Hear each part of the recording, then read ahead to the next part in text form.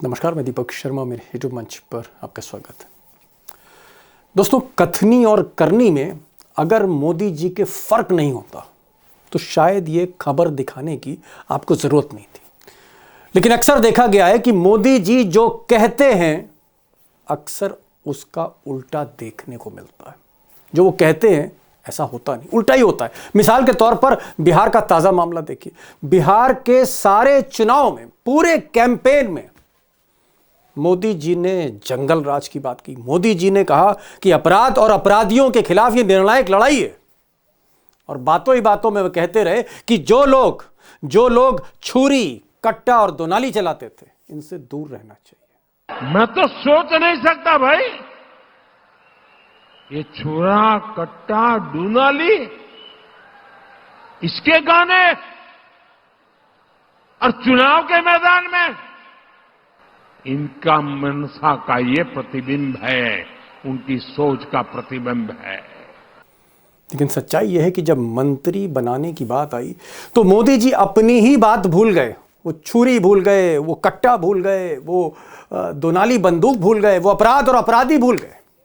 और दुनिया ने देखा कि मोदी जी मंच पर थे और कई नेता जो शपथ ले रहे थे उनके हाथों पर खून की छींटें थी। उन पर हत्या जैसे संगीन इल्जाम थे, हिंसा के संगीन इल्जाम थे। और मोदी जी की सहमति से मोदी जी के सामने मंच पर वो शपथ ले रहे थे मंत्री बनने की। दोस्तों, जरा फिर से गौर करें। मोदी जी कह रहे हैं पूरे इलेक्शन कैंपेन में कि वो सोच नहीं सकते, उनकी सोच से परे है कि सरकार में कोई ऐसा भी हो सकता है जो छुरे की बात करे, जो दोनाली बंदूक की बात करे, जो कट्टे की बात करे। सोच से परे है, सोच ही नहीं सकते कि सरकार में इस तरह के लोग हो सकते हैं। मैं तो सोच नहीं सकता भाई, ये छुरा, कट्टा, डूनाली, इसके गाने और चुनाव के मैदान में इनका मनसा का ये प्रतिबिंब है, उनकी सोच का प्रतिबिंब है। लेकिन दोस्तों, आपने भी देखा और हमने भी देखा कि उनके सामने जिस नेता को उप मुख्यमंत्री की शपथ दिलाई, जिस नेता के हाथ में पुलिस रख दी, जिस नेता के हाथ में सारा जिला प्रशासन, कानून व्यवस्था रख दी, उस सम्राट चौधरी के ऊपर हत्या, मर्डर जैसे संगीन इल्जाम ही नहीं थे। वो अभियुक्त थे, जेल गए थे। आगे की कहानी आप इन्हीं से सुन लीजिए। भाजपा को, एनडीए को वोट देने वाले लोग एक बार जरा जान जाइए कि आपका उप मुख्यमंत्री मर्डर का एक्यूज है, जेल में रहा है। और जेल से सिर्फ इसलिए छूटा क्योंकि इन्होंने प्रमाण दिया कि हम नाबालिग हैं। सदानंद सिंह, उनकी हत्या हुई, जिसमें एक नामजद अभियुक्त है, जेल गए। और दोस्तों, बात यहीं पर खत्म नहीं होती। अब इनको देखिए अपनी स्क्रीन पर। इनका नाम दिलीप जायसवाल है। ये बीजेपी के प्रदेश अध्यक्ष हैं और इनको भी शपथ दिलाई गई। दिलीप जायसवाल पर भी बेहद संगीन इल्जाम है अपराध के। इनके ऊपर इल्जाम यह भी है कि इन्होंने माइनॉरिटीज के मेडिकल कॉलेज पर कब्जा जमाया। और क्राइम के भी बहुत से इनके ऊपर एलिगेशंस हैं। सुनिए आप पहले प्रशांत किशोर को सुनिए और उसके बाद आप आरके सिंह को सुनिए। यानी मोदी जी की सरकार में जो मंत्री था वही पोल खोल रहा है दिलीप जायसवाल की, जिसको मोदी जी शपथ दिला रहे हैं। ये वो दिलीप जायसवाल हैं जो बीजेपी के अध्यक्ष हैं और साथ ही राबड़ी देवी के मुंह बोले भाई भी हैं। ध्यान रखिए, ये कब्जा इसलिए नहीं किए हैं कि ये बीजेपी के अध्यक्ष है। ये कब्जा इसलिए कर पाए हैं कि हमाम में सब नंगे। अब जैसे प्रशांत किशोर ने आरोप लगाया दिलीप जायसवाल पर कि हाँ साहब सो हत्या में इन्वॉल्व थे। ये आरोप लगाया कि उन्होंने कोई मेडिकल कॉलेज पर ये कब्जा कर लिया अवैध रूप से, माइनॉरिटी मेडिकल कॉलेज। उसका उत्तर देना चाहिए अगर उनके पास उत्तर है तो, और नहीं तो बता दे कि हमारे पास उत्तर नहीं। आइए, उत्तर है तो मानहानि का केस कर देना चाहिए। अब दोस्तों, ऐसे ही आरोप मंगल पांडे पर लगे जो पहले भी स्वास्थ्य मंत्री थे और आरोप लगने के बाद उन्हें दोबारा स्वास्थ्य मंत्री बना दिया गया। भ्रष्टाचार के संगीन आरोप जेडीयू के एक मंत्री, ये तो बात मैं अभी बीजेपी की कर रहा था, जेडीयू के एक मंत्री अशोक चौधरी पर भी लगे। बेहद गंभीर किस्म के भ्रष्टाचार के आरोप थे। सुना यह भी जा रहा है कि नीतीश कुमार अशोक चौधरी से दूरियां बना रहे थे, उनको मंत्री नहीं बनाना चाहते थे। बाद में बीजेपी की सिफारिश पर अशोक चौधरी ने भी शपथ ले ली।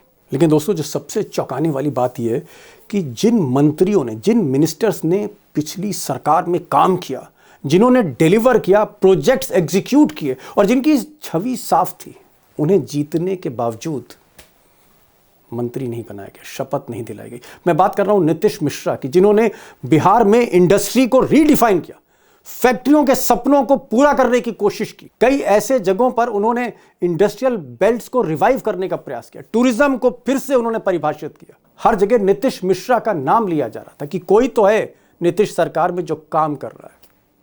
नीतीश मिश्रा जैसे लोगों को बाहर किया गया और उनकी जगह पर रखा गया सम्राट चौधरी को, दिलीप जायसवाल को, अशोक चौधरी को, मंगल पांडे को। लिस्ट लंबी है ऐसे लोगों को जिनके ऊपर संगीन इल्ज़ाम थे और जिनके बारे में बिहार की गली गली में चर्चा थी। दोस्तों, जो बड़ा सवाल है वो ये है कि जिस सरकार में अपराधी छवि वाले दबंग टाइप के लोग, जिनके ऊपर संगीन इल्ज़ाम लगे हों, जो जेल गए हों, उनको प्रमोट किया जा रहा है, इनाम दिया जा रहा है, शपथ दिलाई जा रही है उन्हें। और जिन लोगों ने काम किया, डिलीवर किया, जिनकी छवि ठीक है, पढ़े लिखे हैं जो, उनको किनारे किया जा रहा है। अगर इस तरह की सरकार है और ऐसे लक्षण हैं, तो ये सरकार बिहार को कितना बेहतर बनाएगी, ये सवाल मैं आप पर छोड़ता हूं। कुछ आप भी मंथन करें आज। और दोस्तों, आखिर में एक सवाल जो रह गया, और वो सवाल है कि ये जो सम्राट चौधरी थे या अशोक चौधरी थे या फिर दिलीप जायसवाल थे या फिर मंगल पांडे थे, जिन लोगों पर आरोप हैं, जिनको ड्रॉप करने की बात थी कि इनको इस बार मंत्री नहीं बनाना है क्योंकि बहुत बदनामी हो रही है पार्टी की, पार्टी में विचार चल रहा था, मंथन चल रहा था, आखिरी वक्त पर शपथ समारोह से पहले इनमें से कुछ लोगों को फाइनल क्लियरेंस किसने दी? किसने कहा कि इनको मंत्री बनाइए, बाद में जो होगा देखा जाएगा? Who took the final decision? किसने लिया ये फाइनल डिसीजन? मुझे लगता है ये बड़ा सवाल है, इसके स्पष्ट जवाब तो नहीं, लेकिन मैं कोशिश करूंगा इस सवाल की तह में जाने के लिए। मैंने अभिषेक जी को बुलाया है और अभिषेक क्योंकि लगातार नीतीश कैंप के भी टच में हैं, बीजेपी वालों के भी टच में भी हैं, शपथ समारोह और बिहार की सरकार और बिहार की जो सिस्टम है गवर्नमेंट का, उसको बहुत अच्छी तरह अंदर तक समझते हैं। ये सवाल मैंने उनसे पूछा है, क्लियरेंस किसने दी इन लोगों को शपथ दिलाने की? मेरा जो पहला सवाल अभिषेक जी है वो ये है कि प्रधानमंत्री ने पूरे चुनाव में एक ही स्लोगन दिया, कट्टा सरकार नहीं आनी, जंगल राज नहीं आनी, हत्यारे नहीं आने, लुटेरे नहीं आने। लेकिन जब शपथ हमने देखी मोदी और अमित शाह के नेताओं की, तो वहां तो वही लोग आ गए वापस जिनको हटाने की बात हो रही थी। सम्राट चौधरी, जिनकी चर्चा गली गली में थी कि साहब 6-6, 7-7 हत्याओं के आरोप हैं, अभियुक्त बन के गिरफ्तार किए गए। या दिलीप जायसवाल जो पार्टी के अध्यक्ष हैं, उन पर भी आरोप लगा कि भाई मेडिकल कॉलेज हड़प लिया पूरी तरह से, और भी कई अपराध के गंभीर आरोप हैं। मंगल पांडे स्वास्थ्य मंत्री थे, दोबारा स्वास्थ्य मंत्री बना दिए गए। इनका तो टिकट काटने की बात हो रही थी कि भाई ऐसे आदमी को जिसके एक क्राइम की शीट हो, जिसकी खुली हुई हो, ऐसे को मत दीजिए। फिर अचानक ये सारे फैसले कैसे हो गए?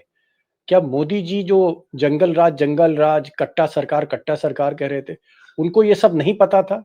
ये फैसला नड्डा ने ले लिया या फैसला ये फिर बीजेपी बिहार ने ले लिया कि इनको बनाना जरूरी है? किसने क्लियरेंस दी, मैं ये जानना चाह रहा था। दीपक जी, आप नीतीश कुमार को लंबे वक्त से जानते हैं और नीतीश कुमार के मिजाज को भी जानते हैं।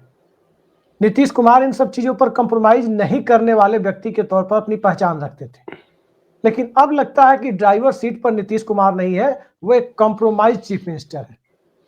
मैं आपको याद दिला दूं, 2005 में नीतीश कुमार ने 24 नवंबर को जब शपथ ली थी बिहार के मुख्यमंत्री पद की, उस दिन एक मंत्री थे जीतन राम मांझी। एक कथित बीएड घोटाले में उनका नाम जैसे ही चर्चा में आया, शपथ दिलाने के 4 घंटे के अंदर जीतन राम मांझी का इस्तीफा ले लिया था। एक स्टिंग ऑपरेशन में एक मंत्री अवधेश कुशवाहा का 2015 में नाम आया, फुटेज आई, किसी बड़े चैनल ने दिल्ली में किया था। 2-3 घंटे के अंदर उनका इस्तीफा, उनको बर्खास्त कर दिया। अब क्या मजबूरी हो गई है कि नीतीश कुमार जितने लोगों के ऊपर आरोप लग रहे हैं सबको मंत्रिमंडल में ले रहे हैं, ज्यादातर भारतीय जनता पार्टी के हैं। जितने लोगों पर आरोप लगाए उसमें अशोक चौधरी भी थे उनकी पार्टी के, मंगल पांडे, सम्राट चौधरी और दिलीप जायसवाल भी थे, यानी बीजेपी के प्रदेश अध्यक्ष, पूर्व प्रदेश अध्यक्ष और फ्लोर लीडर भी थे। लेकिन अब आज की भारतीय जनता पार्टी में नरेंद्र मोदी जो बात कहते हैं, प्रधानमंत्री नरेंद्र मोदी, कि कट्टा सरकार नहीं चाहिए, बार बार वो कट्टे का जिक्र कर रहे थे। और भोजपुरी गाने जो धुन कुछ लोग बना रहे थे उसका जिक्र कर रहे थे बिहार में, लेकिन उनकी अपनी पार्टी से यही हो रहा है।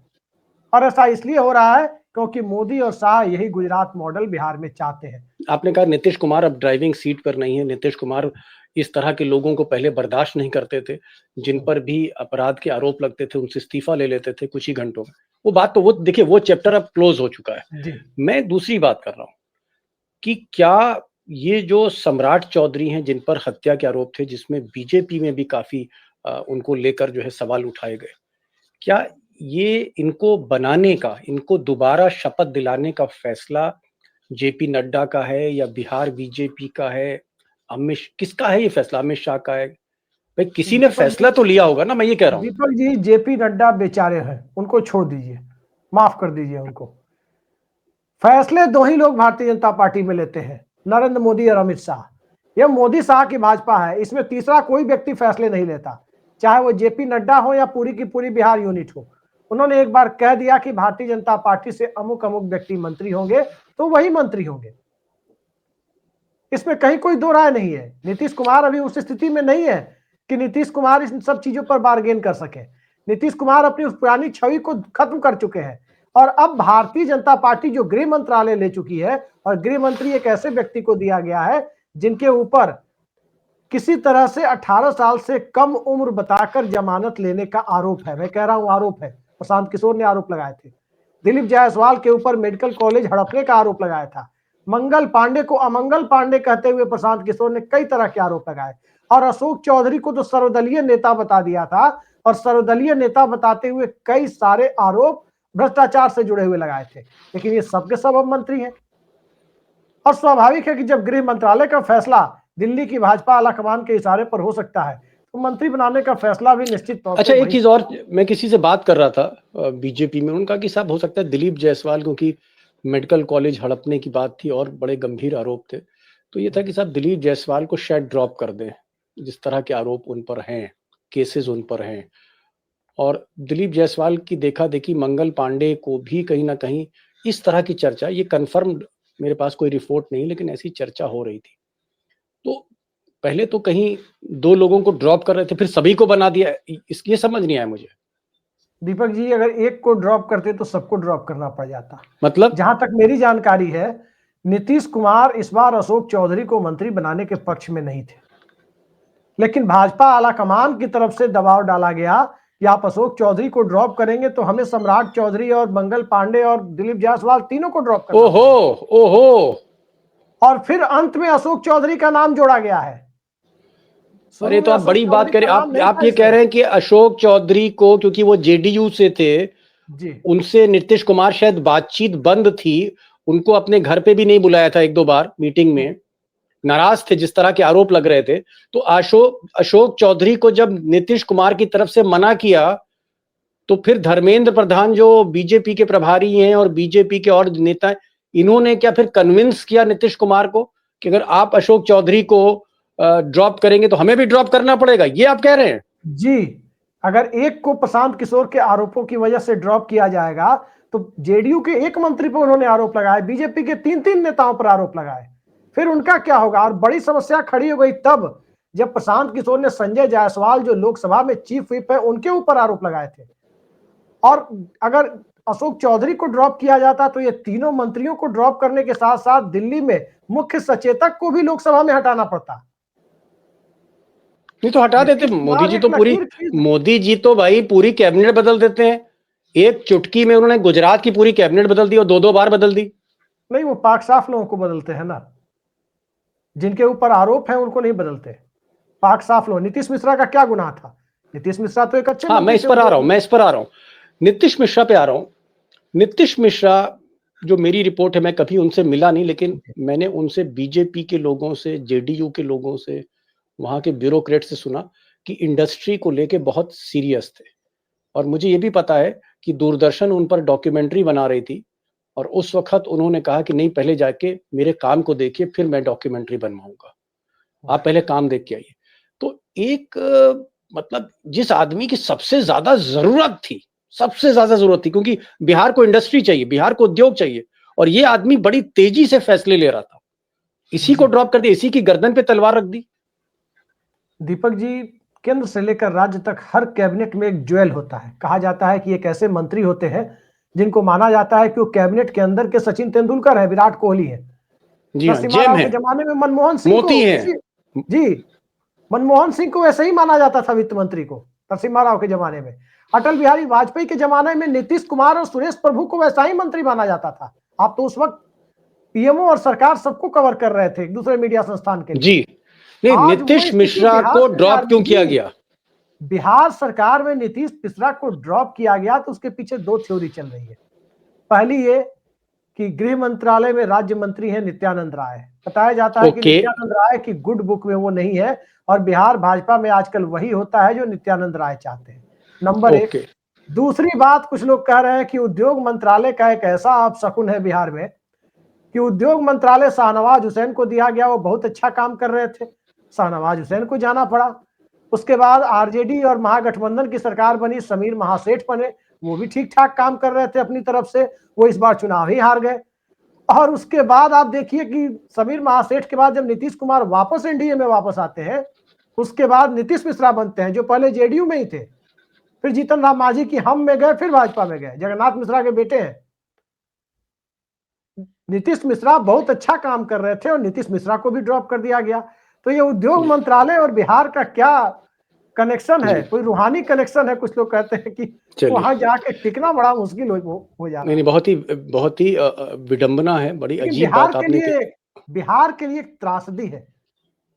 मैं बड़ी बात कही आपने। कहा कि नीतीश मिश्रा जो इंडस्ट्री को बहुत तेजी से स्थापित कर रहे थे, स्टैब्लिश कर रहे थे, उनकी हर जगह वाहवाही हो रही थी, कॉर्पोरेट उनकी वाहवाही कर रहा था, बड़े बड़े औद्योगिक घराने कर रहे थे, बहुत से प्रोजेक्ट आने थे, कुछ प्रोजेक्ट उन्होंने स्टैब्लिश भी किए। जिस उद्योग की सबसे ज्यादा जरूरत थी, जिस फैक्ट्रियों की सबसे ज्यादा जरूरत थी और जो आदमी ला रहा था, उसी की गर्दन पर तलवार रख दी गई। ये बदनसीबी इस सरकार की नहीं है, ये बदनसीबी हर बिहार के उस बेरोजगार की है जो रोजगार की तलाश में। ये बदनसीबी बिहार की है। और इसी तरह अगर होता रहेगा कि अपराधियों को, लुटेरों को, हत्यारों को, जिन पर हत्या के आरोप हैं, जो हत्या में गिरफ्तार हुए, अगर उनके सर पर मुकुट रखा जाएगा और जो काम करने वाले मेधावी लोग हैं उनकी गर्दन पर तलवार रखी जाएगी, तो आप सोच सकते हैं, आप कल्पना कर सकते हैं कि बिहार किस रास्ते जा रहा है। अभिषेक भाई, खुलकर बात हुई, अंदर की खबरें आपने सब सामने रखी, बहुत बहुत शुक्रिया। आप जैसे हिम्मती पत्रकार अब धीरे धीरे विलुप्त होते जा रहे हैं। Thank you so much for joining this programme.